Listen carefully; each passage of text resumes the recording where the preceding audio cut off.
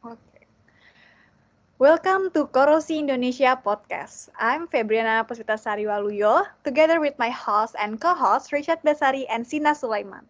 In this podcast, we will talk about offshore pipeline cathodic protection, design, installation, and commissioning. Cathodic protection is a system that used to protect offshore pipeline and onshore HDD pipeline that submerge or buried underground. The CP system prevents external corrosion occurs on vital pipeline and act as secondary barrier after pipeline coating. The CP system design, installation, and commissioning usually carried out by qualified contractor and continue with company for CP operations and system maintenance.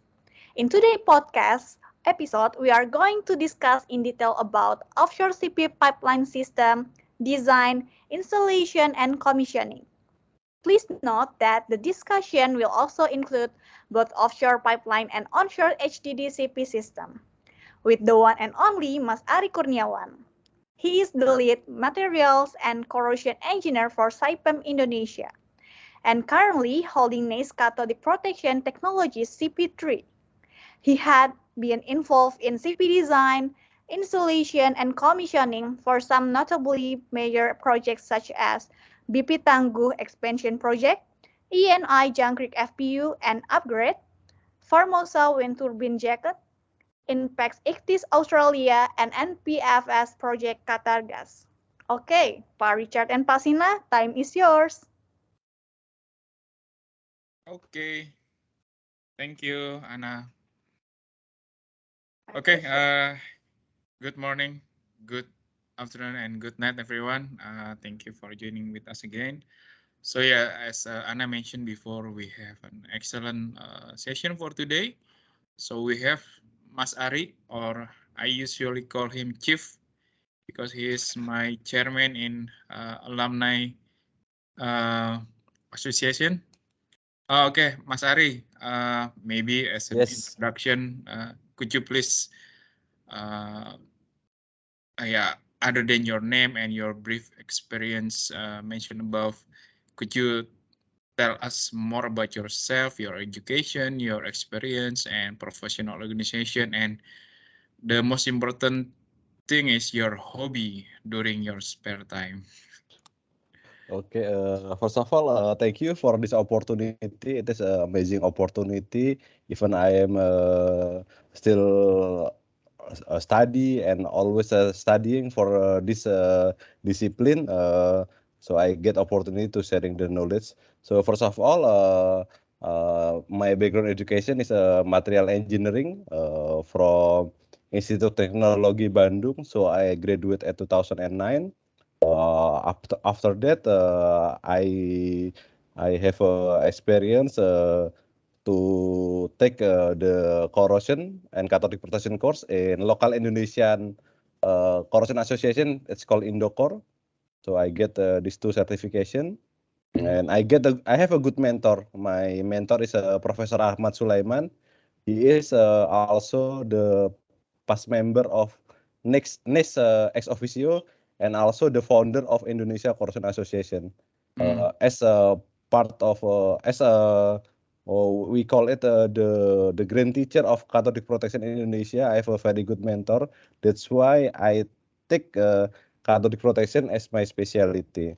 So after finishing in the Indocor, I continue my study in NIS level 2, level 3, and level 4 for cathodic protection. And now I hold this NIS level 2, cathodic protection, level 3, CP technologies, and pursuing for the next CP specialist. So I only need one exam to finish this one. Apart from this, I also have a professional engineer certification from Indonesia Engineer Association, and that's for my background of education and also certification. And what my hobby? So my hobby is run. So in my spare time, I can run. Even though in this pandemic I didn't run, but I enjoy run because it is a nice activity. No need to compete with others, just compete by myself and it is like during this running I can think a lot. So that's why I love run. And what about you, Pasina? You know my hobby also, Pak. Okay. Pak Richard, you want to continue? Yes. Okay. Thank you, Mas Ari. Maybe we just start with the first questions. For facility owner like BP or Exxon or another major oil company or petrochemical, CP system identical with the term like a black box. I don't know if you know about this or not, because so many people don't know about it and not really know how to maintain it, because it requires such a multidiscipline approach, and from integrity, people, electricals, and materials. So maybe I think I will more interested in you to elaborate more about what is actually cathodic protections and how many cathodic protection system are currently we use in industry, and maybe historically how the CP is being introduced and why this is important in support infrastructure in the industry. Yes. Yes. Cathodic protection is a very interesting part. As you mentioned previously, that cathodic protection is sometimes referred as black box. Why we a lot of company men say this one's a black box? If we compare the price of cathodic protection with the total price of the project, it is very few. It is very little. So cathodic protection maybe less than ppm. But as you mentioned previously, cathodic protection also have a lot of discipline to involve. We shall know electrical, we shall know material, we shall know electrochemistry. So based on this, it will be more what we call it in term of business wise. It will be more if we subcontracted this activity to the specialist, because as you know, in NIST or MPP now, cathodic protection is very special. There is a 4 level. Level 1 tester, level 2 technician, level 3 technologist, and level 4 specialist. And another scope like CIP, it is only 3 level, 1, 2, and 3. Something like that. That's make cathodic protection is very special. Apart from this, cathodic protection, it's depend on the designer. With the same philosophy, we can produce different. Suppose like if we protect the jacket, which one is more efficient to use cathodic protection with coating, or cathodic protection only, or combination impress current or sacrificial anode. That's why a lot of company think this one's a black box. Okay, I am not specialist in there. It takes time, very specialist study. That's why I will move this one to more specialist people. And this is also my philosophy. It is better become king in the small pool, or only a staff in the big pool. So I think that's why I choose this career as a specialist in cathodic protection. And also, big fish in the small pond, yeah. yes, big fish in the small Rather than pond. small fish in the sea. And also there is interesting part for cathodic protection. So my mentor, Prof. Ahmad Sulaiman, told me that the origin of cathodic protection come from Indonesia, or previously is when it's colonized by British. There is a warship, wooden warship called Samarang. So Samarang, we know that this is a capital city of the Central Java. So the Samarang is made by wooden ship, but they have a copper hull. So Sir Humphrey Davy, it is around 1824, if I'm not mistaken. 1824, Sir Humphrey Davy proposed copper, the copper hull he proposed to use cast iron Mm. to encounter the corrosion in there. Mm. Okay. But this is the first time cathodic protection introduced. Yeah, we have the concept in Volta or Yeah. in Galvan. bimetallic Yeah. Galvani, but the first time cathodic protection introduced by paper is by Sir Humphrey Davy. So, but there is a problem there. It have a marine biofouling and it not tax anymore. And after that, it become a trend in the corrosion prevention study. So Okay. after 1824, after that, 1 century later, 1937, there is a lot of people that study this one, like Mears and Brown, Kuhn, something like that.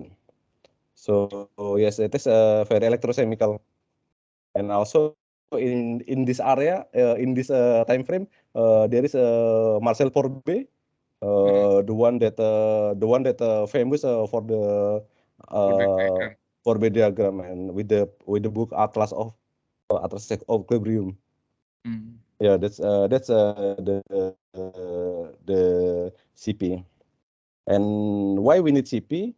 Actually, the CP it is only small part of the project, and it is very few but need specialists. That's why it is like a black box. It is like a course for us in CP.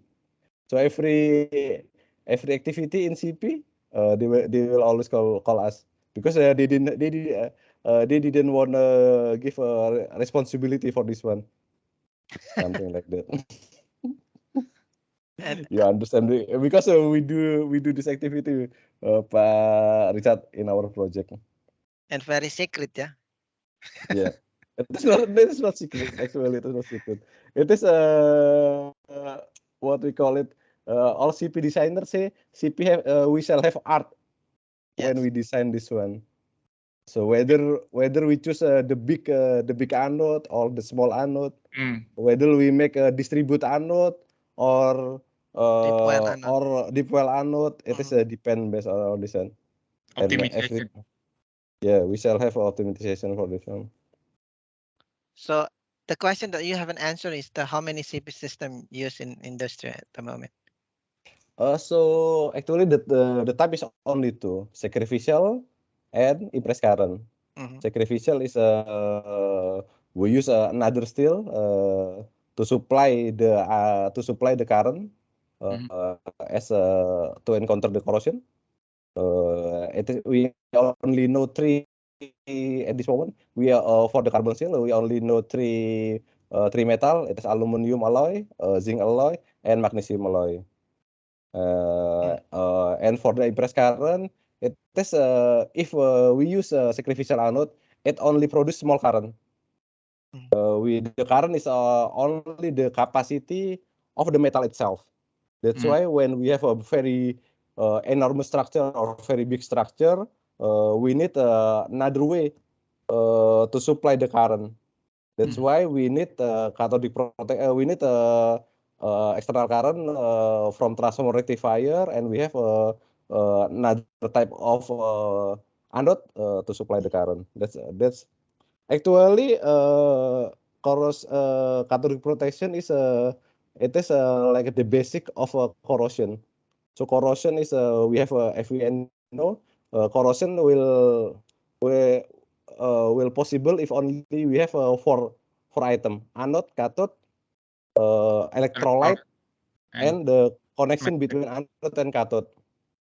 So the cathode protection on to change the anode to cathode become all will be anode, something like that. So we move the corroded part in other way. Okay, thank you. Go over to you, Pasina. Okay. Yeah. And once more. Yes, go ahead. This one is yeah, we have anode, cathode, and electrolyte. Actually, the most formula, the most important formula for cathode protection, only ohm. only ohm rule. So we need V voltage, I for the current, and R for the resistance. This is the basic for the cathodic protection. We understand this one, it is finished. Okay. Do you still remember the formula, Pak Richard? V over V equal to I multiplied by R, Yeah. current yeah. multiplied by resistance. Yes, yeah. This one is this is the magic formula for the cathodic protection. It is only like that, and we calculate R if we have multiple anode, we have interference between anode, something like that. It is very easy, but all cathodic protection specialists or designer told me, oh, it is very difficult. It's very specialist because if all people know this one, we don't have any job. Because it is easy job, easy money. So That's why. yeah, that's interesting. So when you issue anode, so we play with the resistance. Is that Yes, correct? Okay. yes, it is a resistance of the electrolyte. Okay. So we have resistance of the electrolyte, and we have so we can calculate the efficiency of the current. Okay, good. Over to you, Pasina. Okay. Yeah. Okay. We continue to the next question. I think we already beginning to understand about the basic of the CP. So yeah, I think when we talk about the project or we talk about something that require the assurance. So usually we will do the designing or installation based on the international standard or any local regulation. So maybe you could provide us some information. What is the international standard being used for CP design, and then what is the principal thing that we need to consider when we design a CP system? For example, like for the pipeline at the offshore or the onshore for the horizontal drill direction section. Yes, okay, thank you for the question. So first, for the standard encode, actually there is a lot of standard encode that cover cathodic protection from design, installation, also inspection. So the most famous one is from NIST, SP0169.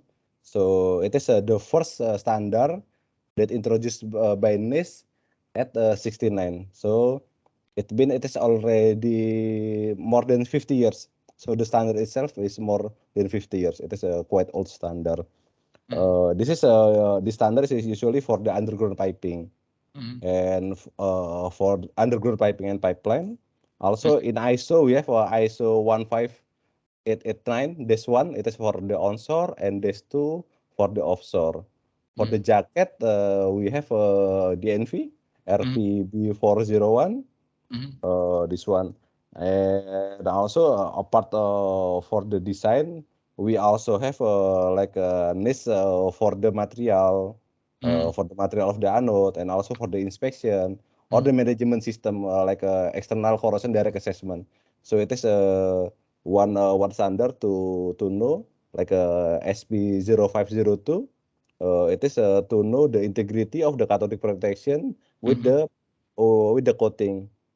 So this is one of the standard.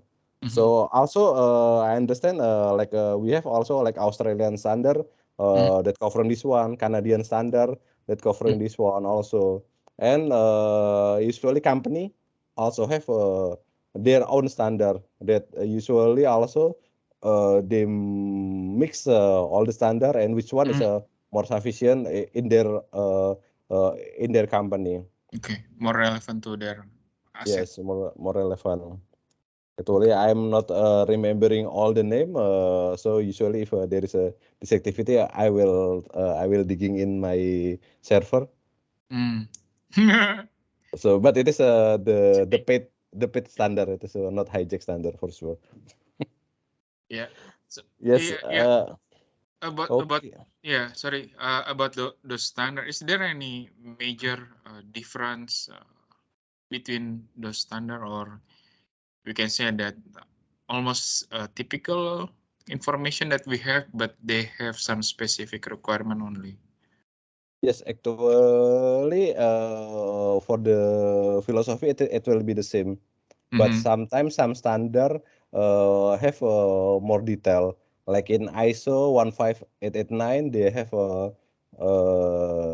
like the corrosion, the current requirement, the current demand requirement for each coating type.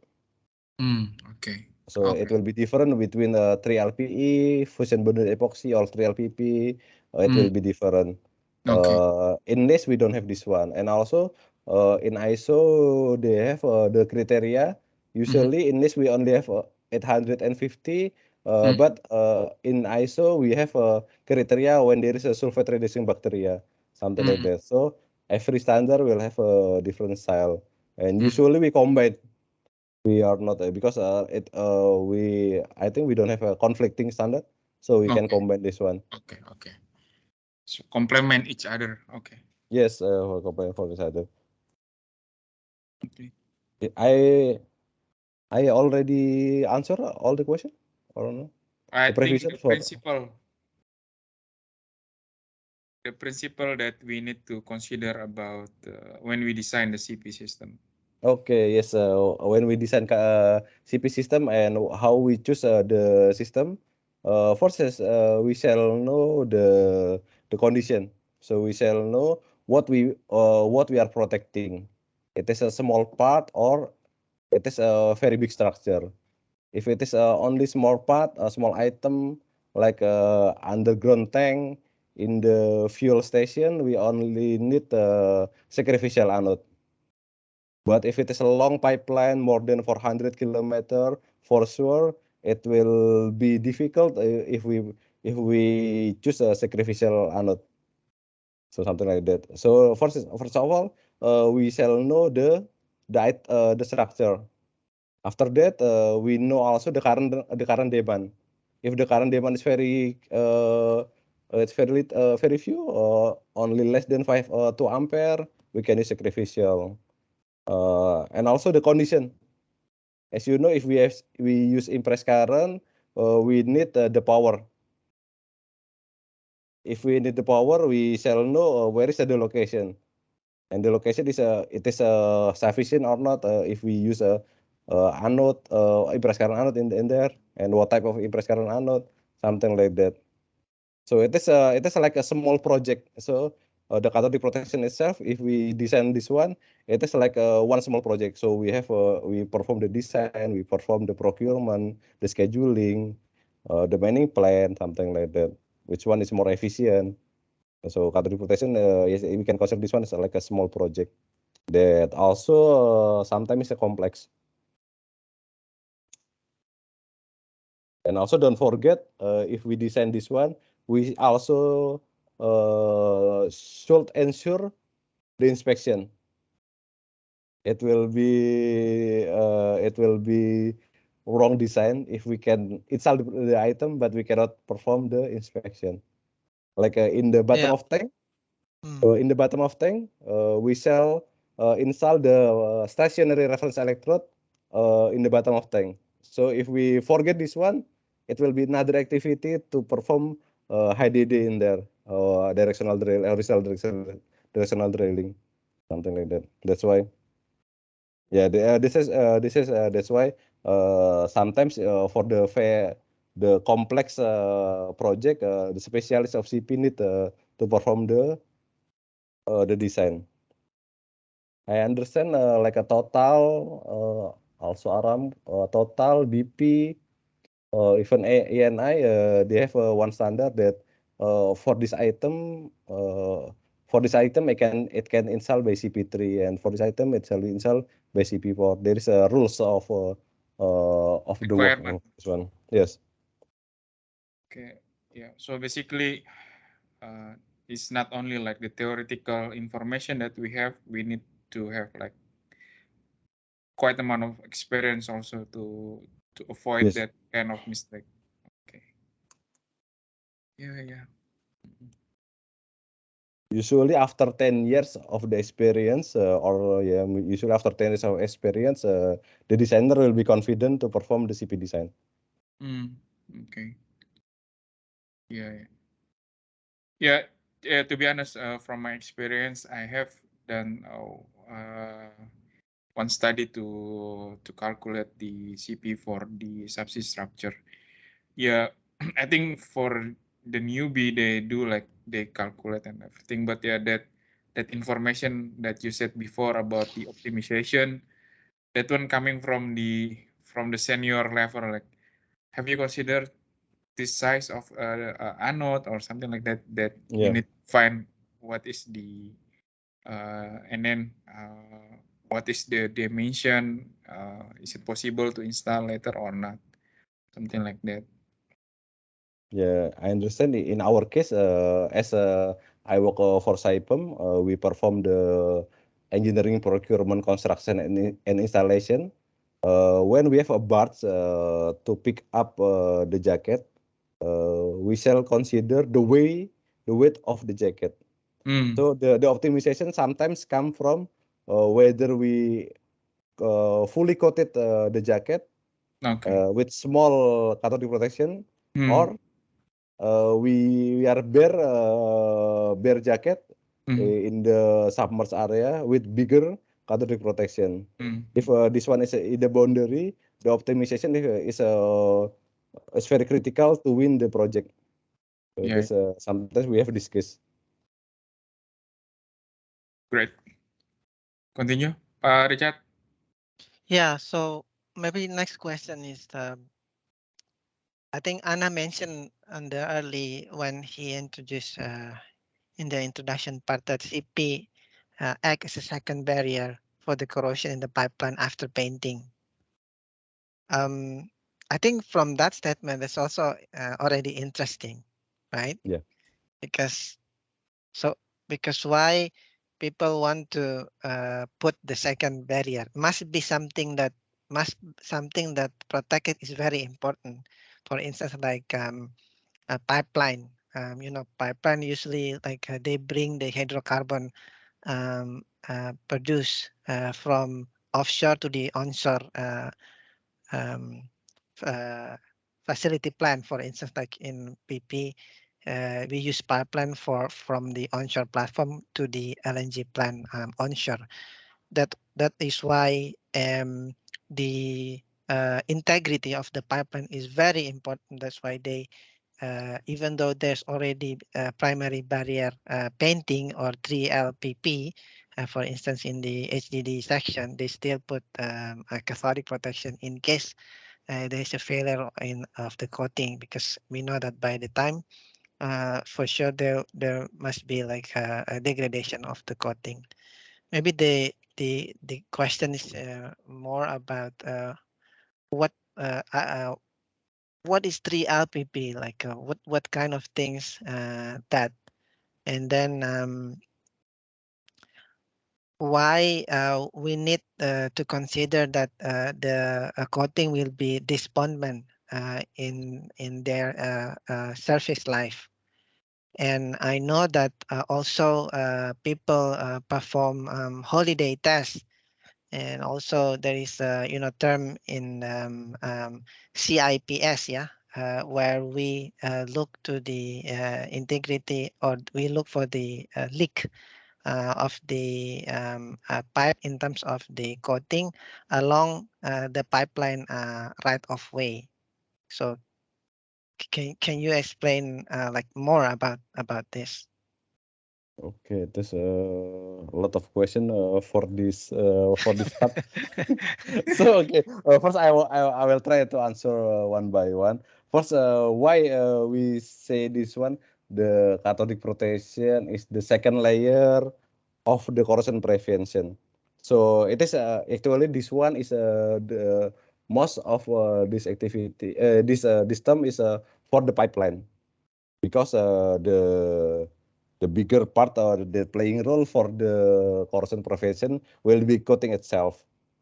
But we will not forget it is only complementary, but also mandatory.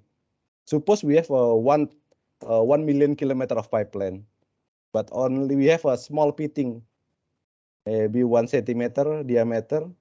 For sure, 1 million kilometer of pipeline will not work because we have a leak in there. So the bigger coating as the main corrosion prevention actually have a problem. We know that there is no perfect coating when we install in the ground or when install in the subsea, because we know that there is a land movement or maybe there is a error during installation. That's why we need cathodic protection to protect the small part of the holiday, the small part of the coating imperfection, to avoid the corrosion.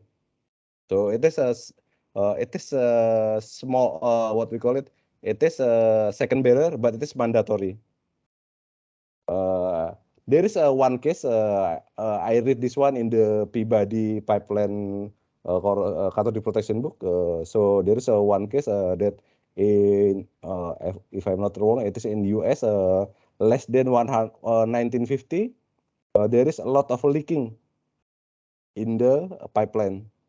But after installation of cathodic protection, the leaking previous one per year it is 150, but after the installation of CP, it is less than 10. And I think I understand now with the current technology, the external corrosion is very few, something like that. So we cannot ensure that the coating is always perfect. That's why we need the additional corrosion prevention. And for the difference between 3LPP, 3LP, it is only the technology. So I'm not pretty special. I'm not a specialist in there. But every coating will have a different type and different corrosion prevention. And also in ISO 15589-1, there is also the different coating breakdown. A different coating breakdown ratio. And also as a contractor, there is a different price. It is also important thing. And what is the last question, Pak Richard? So why we, like for instance, like CIPS, why we need to conduct the CIPS to Okay, determine yes. if there is any leak. But maybe first of all, explain what is the CIPS, why we need to do that, and what's the Okay. relation to the holiday test and then the coating of the Yes. pipeline. First, like I previously mentioned, the holiday test is to minimize the probability of the coating defect prior to installation. So we, as a corrosion designer, as a corrosion engineer, we shall perform the corrosion prevention method that fit for intended design lifetime.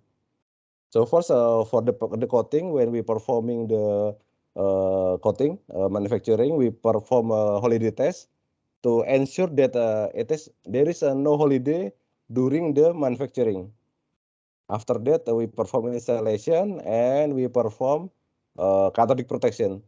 Cathodic protection is to ensure that if there is coating holiday during installation or during operation, cathodic protection will combat the corrosion and the corrosion will not take place.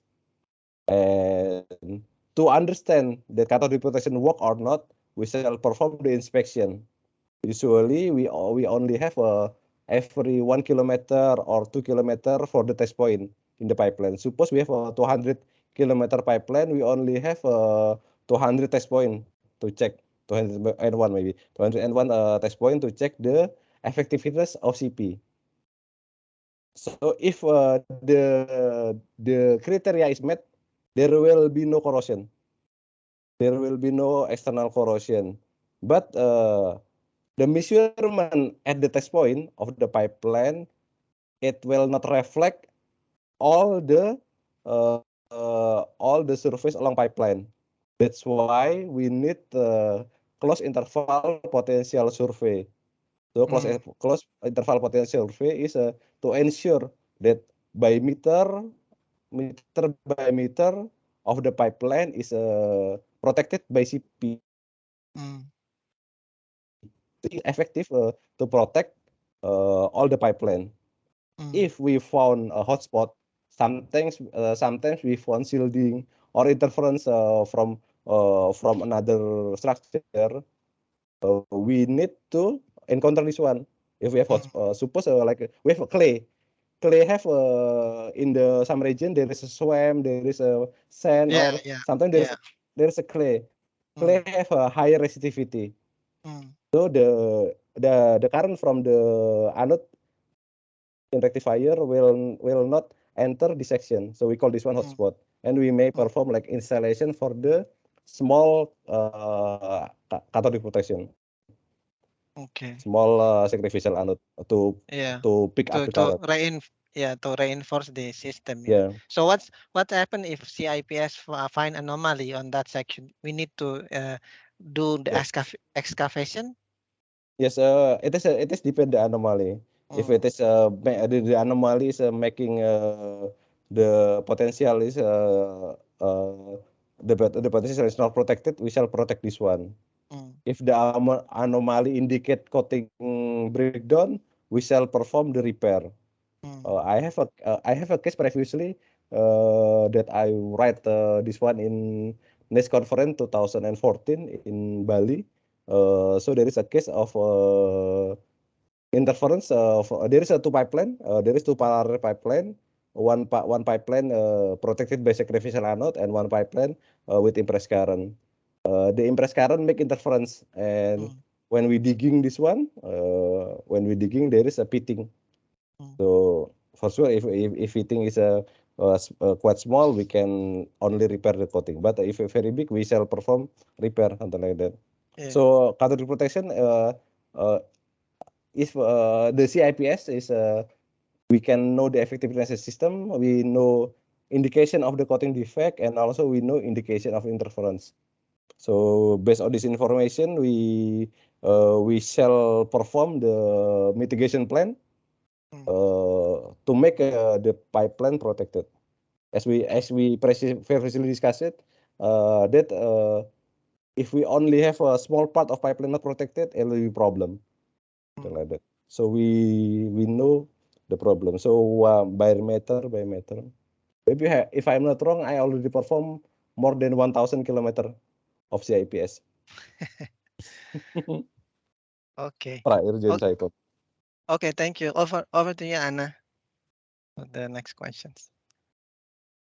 Okay, thank you, Pak Richard. Thank you, Mas Ari, for the explanation.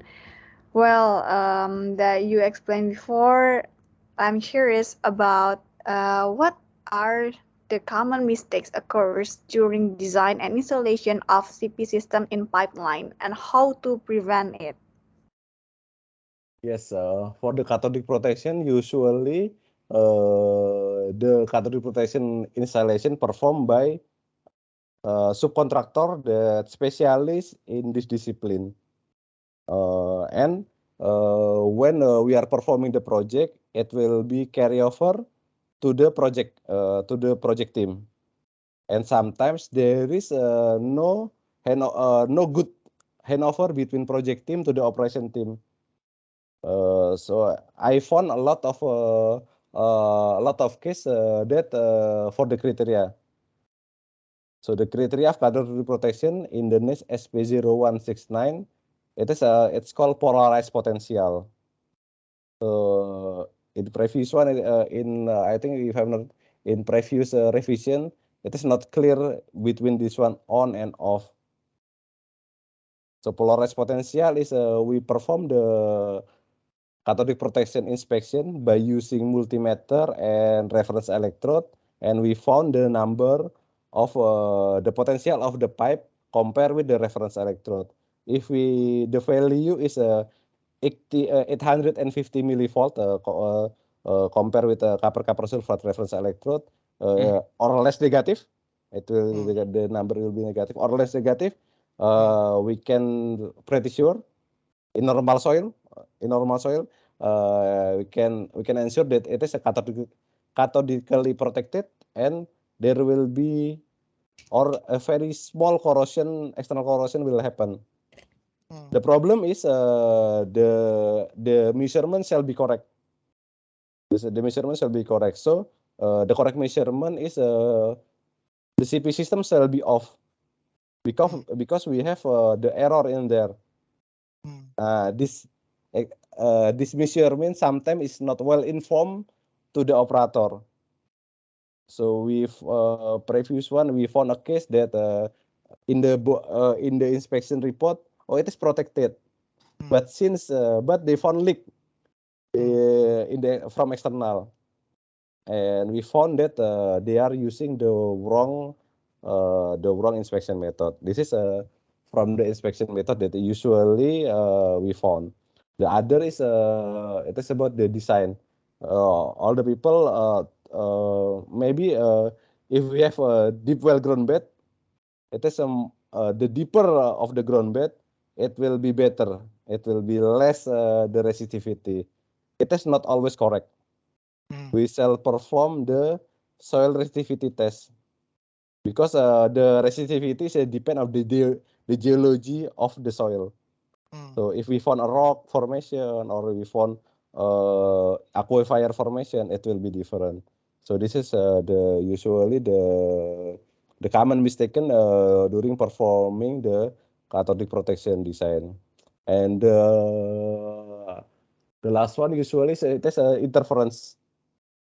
Interference is if we have another installation, another pipeline. So previously we have a very big, very good installation of pipeline. We have a very good installation cathodic protection, and we think this one's always protected and always work under the sun life. But sometimes we have another facility come, another pipeline or another railway or another high voltage power cable. That's why we always need the inspection during the operation.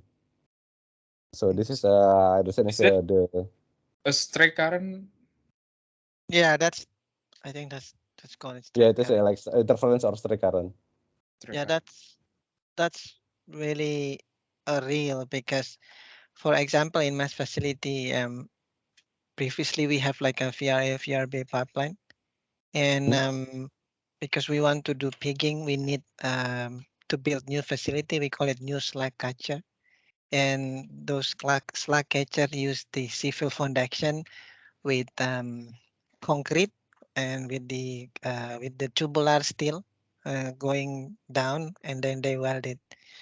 And I think during the new slag catcher design, they not think about the proximity of the new structure to the VRA and VRB pipeline, and I think after that they complete build the new slag catcher, all the tubular from the foundations going down, and instantly we have like funny reading during yearly CIPS and DCVG, and everybody just perplexed and quite confused. But and then the vendor, I think it was Corpro, ask, is there any recent railway or it's not impossible, a recent building or recent anything just around the pipeline? Then yeah, there is. So, and then they decided that that's the cause of the pipeline stray current. And I think the rectification is quite difficult, because we work with production, right? We don't want to turn off the pipeline, so I think it involves jumper or something like that, and quite cost as well. Yeah. So maybe another question is about when you do the design for the wind turbine, Is there any concern also about the stray current? Because the wind turbine also produce electric, right? Yeah, that's good question. Yes, so it will be in the different. So stray current will become a problem if it is in the same area. So we have we have a pipeline, we have a mass transmit, mass rapid transmit with the using the DC current, it will be a problem. But for the wind farm, especially like an offshore wind farm, we generate the power from the for the wind activity, Yeah. and we produce the current and we store it in the battery. So there is no interaction between the battery and the seawater. So there is no issue for this one. Maybe if we transport the power from the wind farm to the near shore, there is high voltage AC Cable. Yeah. AC cable or a high voltage DC cable. Yeah. It may have it may have the interference. Oh, It's like that's why they use battery. AC interference or DC interference. It may have, but yeah, I don't have any experience for this one. I never calculate. But for the shore, high voltage AC cable, we have experience that make corrosion or make the personal safety problem, something like that. But for the wind farm, I haven't have experience for this one. I haven't have experience for this one. So what should we do then as a facility owner if we have a problem related to this stray current? Yes, for the stray current, actually it is a common because we have a very limited space of the soil, and we have a lot of facility. It have the rule. It have the rule. So if we have the cathodic protection CIPS value is or the potential value is still meet the criteria, there is no issue for there. But if it didn't meet the criteria, we shall performing mitigation. Like we have additional anode, we have a current catcher, the stray current that will come to our pipeline. We catch this one and move to another. Like the if voltage difference between pipe and the soil, we shall perform like a grounding mat. So it will increase the personal safety. So it will be a lot of study if we have interference for this one. Usually we found this one in the high voltage AC cable for the what we call it with the tower. With the tower, this one is usually the problem, and the high voltage one. Inside the plant, there is also stray current, but it is more. It will make a corrosion. So if it is not designed well, we will have like a protection in one side and corrosion in another side. That's why in plant it is quite complex to design the CP system, especially for the underground fire water system. It's quite complex. Okay. Yes. Go ahead, Anna. I think. Okay. So a lot of insight has been given regarding cathodic protection, right?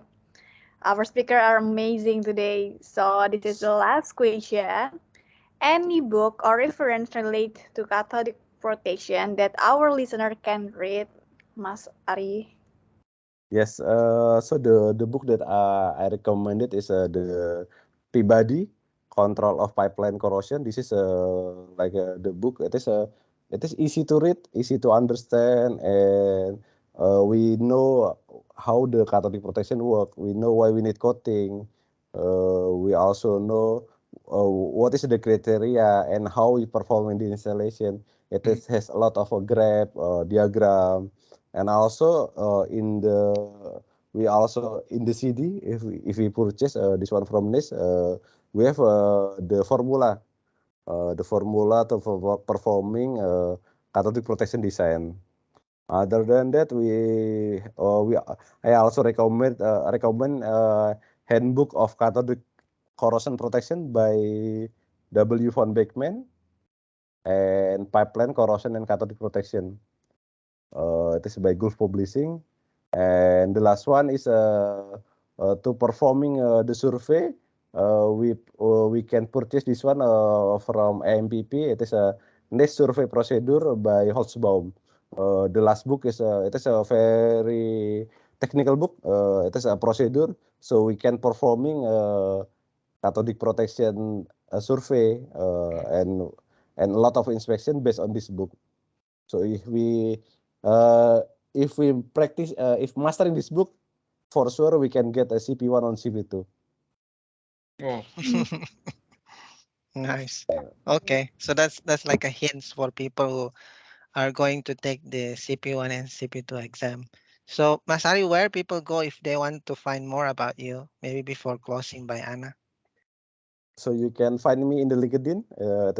Just find Ari Kurniawan, saya pemain Indonesia, and you can find a guy with the blue wear pack, and I will accept the connection for this one.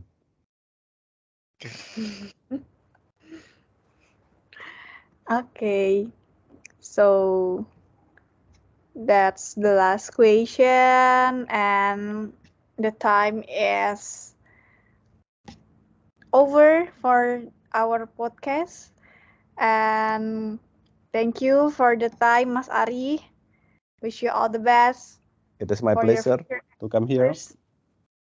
Okay, Yeah. so thank you, Mas Aryo. also thank you for listening Indonesia Korosi Podcast. If you enjoy this podcast, please ensure to like, subscribe, and share the podcast. Use Spotify and YouTube link. We hope that you find this podcast are useful in support your professional engineering job. If you have questions or feedback, please let us know. You can contact us through email at the description below. Thank you, stay safe and healthy everyone. See you next time on Korosi Indonesia Podcast. Thank you. Thank you, Oke, bye. Okay, kita mau ada, let's stop. oke, Yes, foto ya. oke. Ini pakai Okay, wait, bahasa. I'd stop recording first. Oh.